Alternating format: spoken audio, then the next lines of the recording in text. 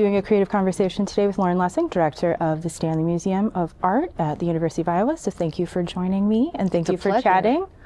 I wanted to ask you about the relationship you have with, as an art historian, with visual art as maybe a field, because your parents were visual artists. They were. Yeah, my mother was a painter. My father was a sculptor and a commercial artist. And yeah, I had the luck to grow up in a house where people were making art. You know, I would watch them work, and I found it just mesmerizing. I would be making little drawings and paintings, you know, next to them while they were working or playing with modeling clay. And it seemed really magical to me that they had the ability to do what they did. And I was compelled by it from the time I was very young. I was saying that I wanted to be an artist. So I have my undergraduate degree is in studio art. Okay, and that was going to be what I wanted to ask you about. If you also had a degree in studio art, do you still practice? Do you have time? Well, I do what I can. You know, I have an undergraduate degree in painting, and I really love to paint. I don't really have the space or the time to work in oil, but I still do watercolors. I doodle a lot on an iPad. It's not at all the same thing. I really miss the materiality of wet paint, but you can do it, you know, as you are getting ready for bed, and it doesn't make a mess. And so it's often what I use these days to just, you know, relax. So my experience coming to art history is one that just kind of by accident or happenstance. And so because you were in a household with artists, was that something that you, a career trajectory you wanted to take early on? Or is this something that eventually after, you know, undergrad, when you were thinking about graduate studies, is that when you started to think about art history as a career? You know, it's really interesting because I would have said that it's something that I really got to along a circuitous path. But I was cleaning out my parents' house a few years ago when we were preparing to sell it, and I found an essay that I wrote in 8th grade where I talked about what I wanted to do, and it said, I want to be a museum director, which was kind of a lightning bolt for me because I had forgotten that that was an early ambition, you know, and by the time I got to college, I was really much more interested in being an artist. I fell in love with art history, though. You know, I really, just from the first class that I took at Earlham College, where I did my BA, I just fell in love with it. So I always loved libraries. I went to graduate school to become an art librarian. I got a degree in library and information science and another master's degree in art history. Worked as a fine art librarian, but then, you know, for complicated reasons, went on to do the coursework for a PhD in art history. My husband, who's a little younger than me, had joined me in Bloomington, Indiana, was getting a master's degree in education. So, you know, I've done a lot of things. And we moved to Chicago initially because we just wanted to live in a big city. And I went with no job. You know, I was going to work as a waitress, maybe chip away at my dissertation, and then this position opened up at the Art Institute of Chicago, and it was a great opportunity to work there. They were looking for a librarian. I had an MLS, so that's what brought me into museums. And then from there, you know, I was off and running.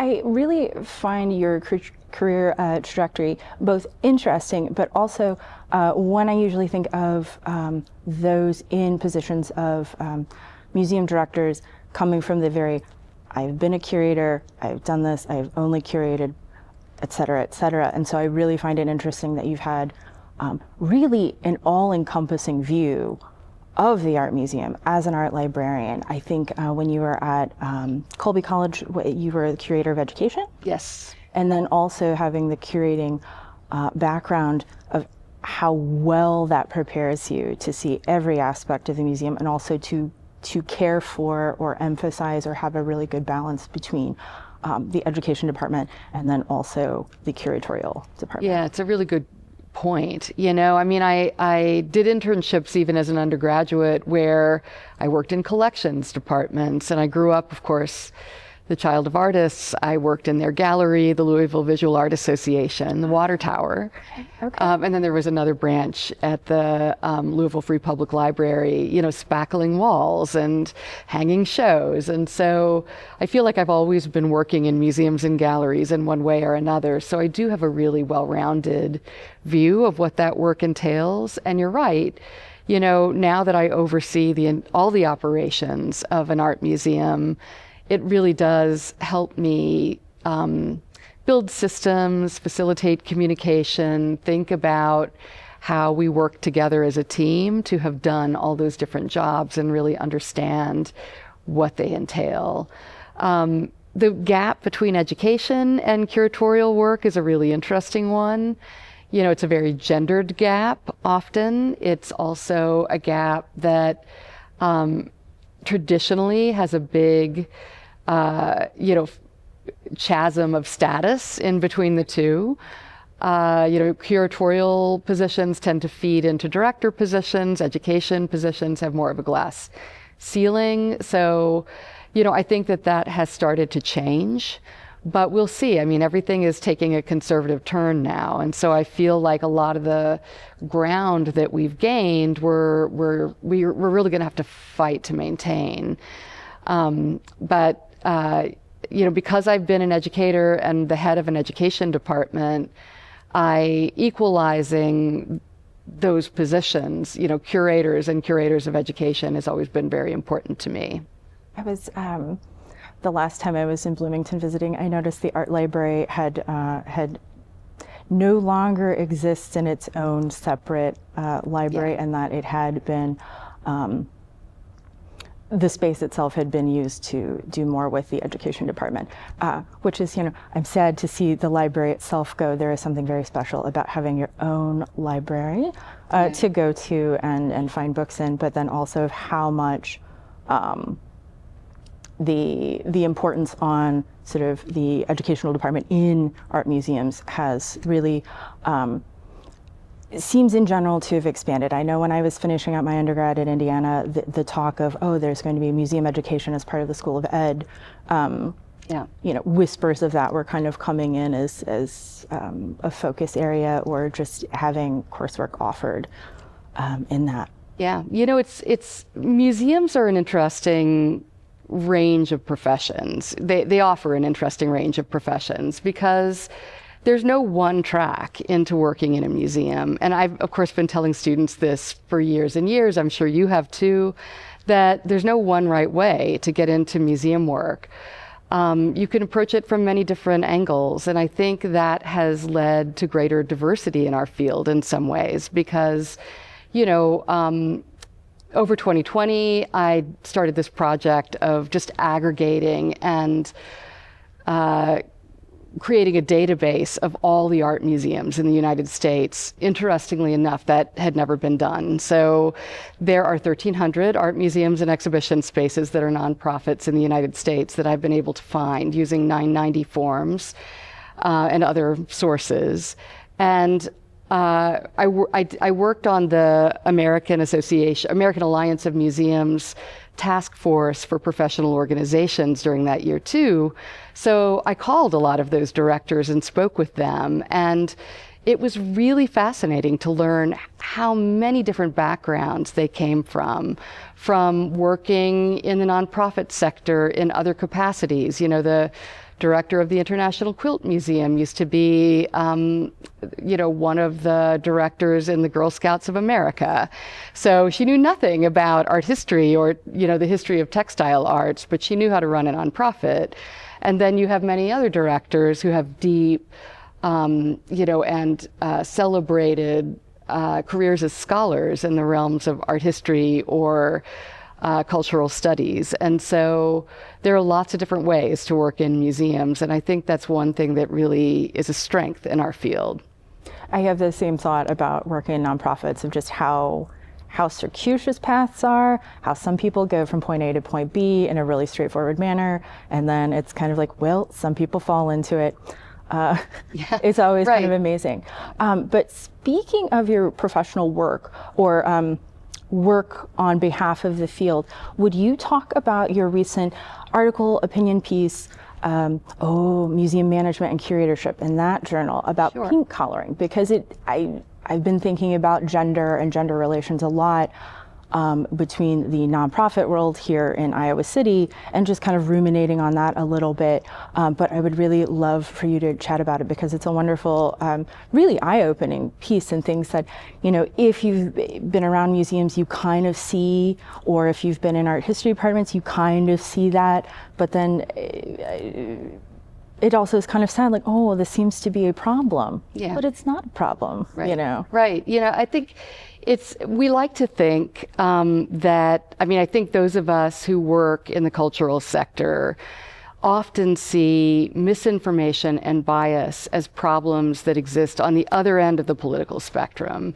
And that's a fallacy. We are all living in a moment right now when information is coming at us so fast and furious that it's very difficult to stop, think critically, put our emotions aside, really look to see, where did that information come from? How can I test it? Is it true? Has it been tested? Has it been peer reviewed? So in 2016, during the first presidential election that sent Donald Trump into the Oval Office, there was a lot of public controversy around gender roles, as there is now again. And during that period, there was an article that appeared in the New York Times by a journalist named Claire Kane Miller, who wrote, I'm going to paraphrase the headline, "When women become the majority in a profession, pay drops," was her headline. So in her 1,500-word article, she drew upon a 2009 sociological study that looked at 20th century census data from 1950 to 2000. And the three authors of that study found that within that 50-year period, there was a consistent historical trend where professions with more women paid less. But you have to remember that that was a longitudinal study that included the 1950s, the 1960s, the 1970s, when, of course, during those decades, female-intensive fields paid less. If you look at a range of research that's been published in the last 10, 15, 20 years, you see that that effect diminished across that 50-year period and became statistically insignificant in 2015. So it's not something that is happening anymore, at least not in most fields. And so, but that screaming headline really drew a lot of attention. One prominent art museum director, who at the time was the director of the Minneapolis Institute of Arts and is now the director of the National Gallery in Washington, D.C., read it on an airplane and got very wrapped up in the idea and, just kept kind of coming back and repeating it and repeating it and repeating it. It was picked up by other professionals in the field, and pretty soon you had what was in effect a meme circulating in the art museum field in particular, picked up by the American Alliance of Museums, the Virginia Museum Association, the California Museum Association, and repeated and repeated.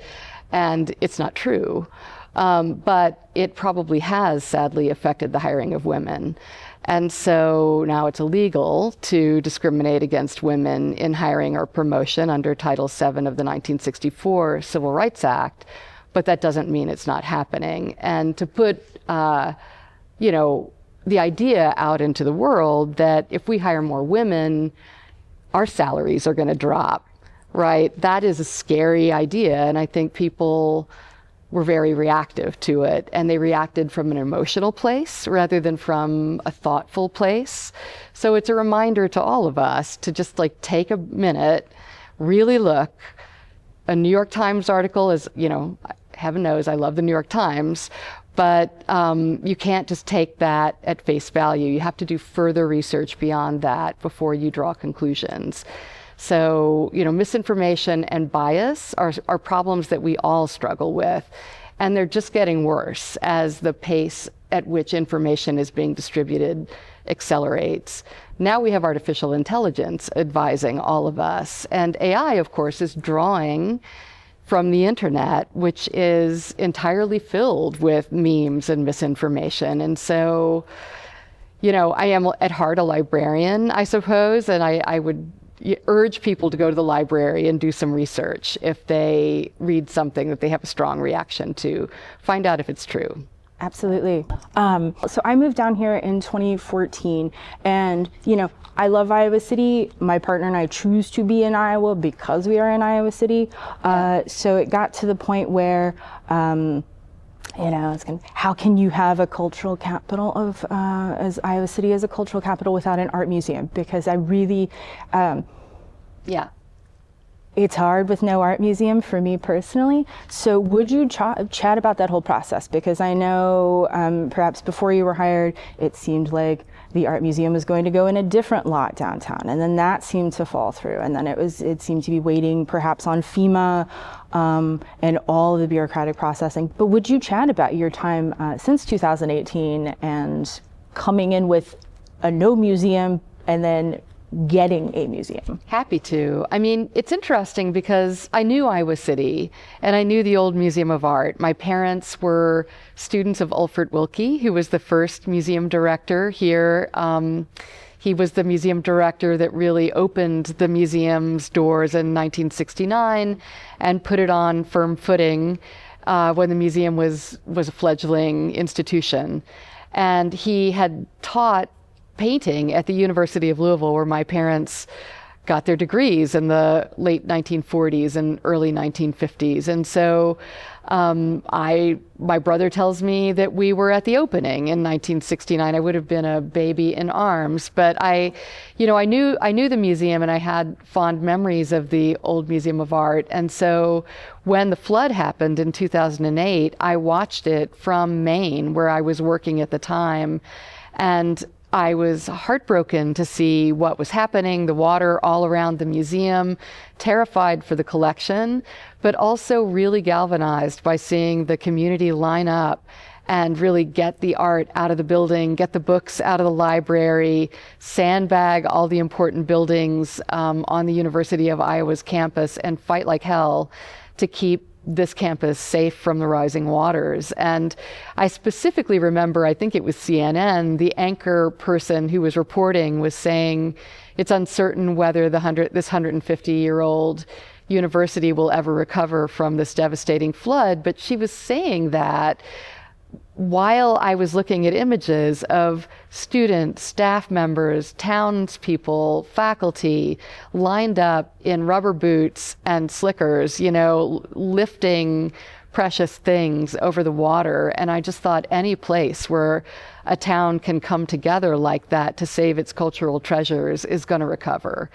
And so to have the opportunity to be a part of that is, without doubt, it's going to be the high point of my career and one of the high points of my life, to come here and be a part of that. So my director at the Colby College Museum of Art, where I was for a little over a decade, I had two offers for a job. One was here, and the other was at a museum that was funded by a very powerful and wealthy foundation that had just built a beautiful new wing.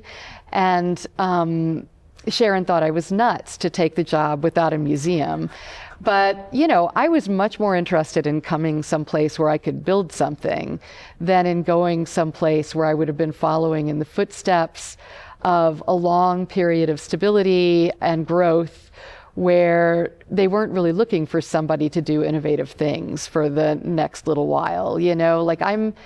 I'm somebody who really is ambitious for the institutions where I work, and so you can't get more ambitious than bringing back an institution essentially from the dead, and so I say that like this was just me, but it was far from that, right? By the time I got here, the naming gift had already been made. The Stanley family, based in Muscatine, had already given their fabulous African art collection to the museum, and they had been supporting the museum financially for years. And so they gave the $10 million gift that named the museum. And so On my way in the door, we had a wonderful gift from the DeWolf family of $1.5 million to name the gallery where the Jackson Pollock would be on view. And so I didn't have to raise the whole $25 million of our goal. That was half the cost of the building, myself, or even, starting from 2018. So I had a good head start. And the building had already been mostly planned. I made a few strategic changes to the design, but nothing that radically changed it, because it was a beautiful, beautiful building. And so it was really a joy to work with my partners at the Center for Advancement and with the really incredible staff at the Stanley to finish that capital campaign. And it speaks to the great love of the arts in this community and among alumni of the University of Iowa that we were able to finish that campaign during a global pandemic.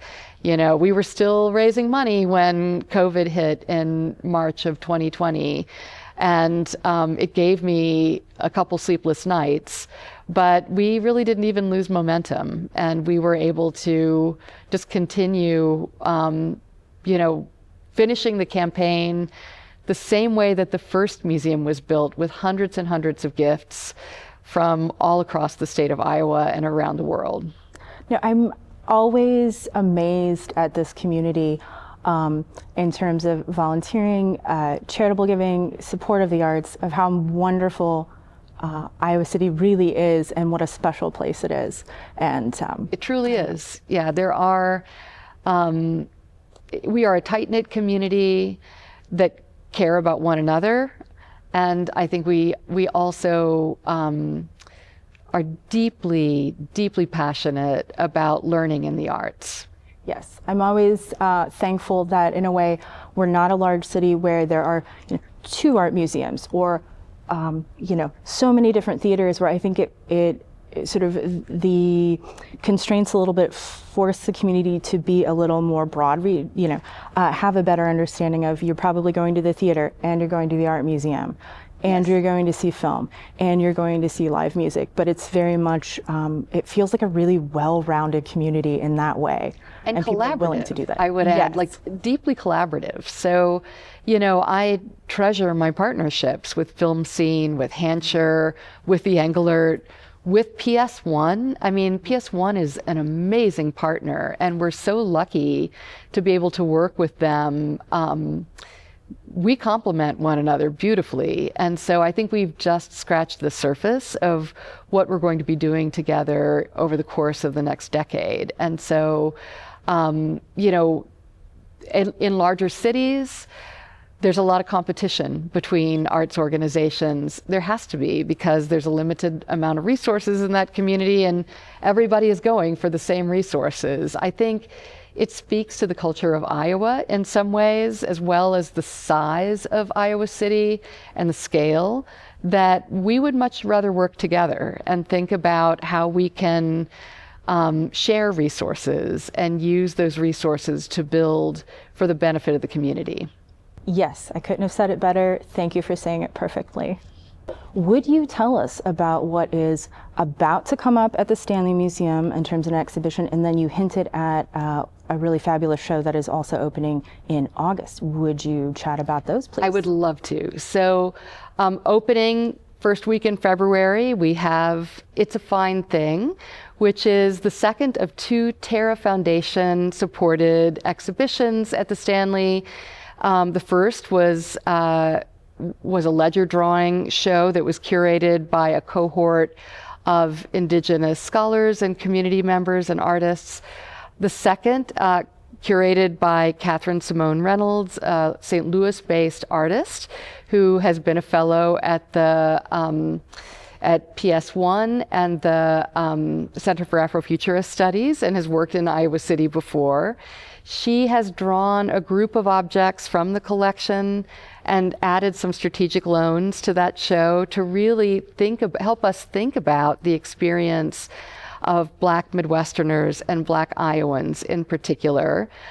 Focused on Buxton, Iowa, a town that was once a thriving African-American town in Iowa that's now essentially a ghost town.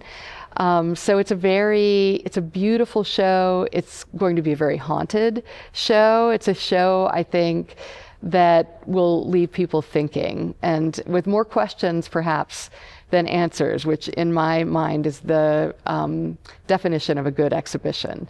And then coming up in August of 2025, we're opening a show we're taking from the Birmingham Museum of Art, Hayward Oubre, which Hayward Oubre was an early alumnus of the MFA program here at the University of Iowa. So our MFA program was not only the first MFA program in the world, the first graduate program to confer degrees for creative work, but it was the only MFA program that you could enter reliably as a person of color for 30 years.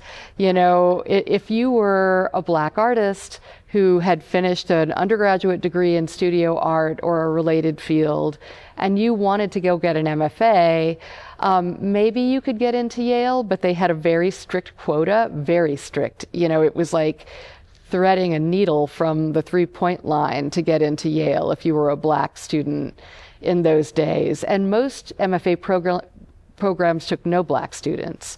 So Elizabeth Catlett, you know, the very first woman to get an MFA degree anywhere, got her degree here at the University of Iowa and was refused admission at Carnegie Mellon, initially accepted and then refused.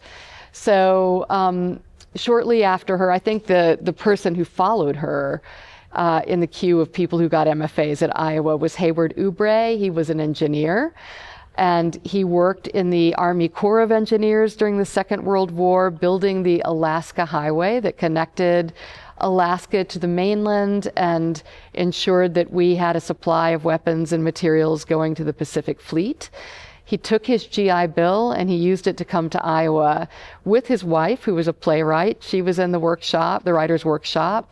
He was in the studio program, and he was trained as a painter, but also a sculptor. Later in his career, he made a lot of really wonderful sculptures that are made from wire and held together by tension. And these are not small sculptures in some cases. They are life-size. They are 6 and 7 feet tall. And so they are really wondrous to see. And he's an artist who's not as well known as he should be. I think people will respond to his art, which is whimsical, beautiful, engaging, and just a miracle in terms of the way they are constructed. And so I hope people will come to see both It's a Fine Thing in February and Hayward Oubre, Structural Integrity, which is opening in August. All right, what a fantastic 2025. I'm super excited. I definitely plan to come to It's a Fine Thing, but it's also always nice to get a feel for what's coming up later in the year. Absolutely. Thank you so much, Lauren. You're very welcome. Thank you for taking your time out and coming and chatting with me. Thanks so much for having me.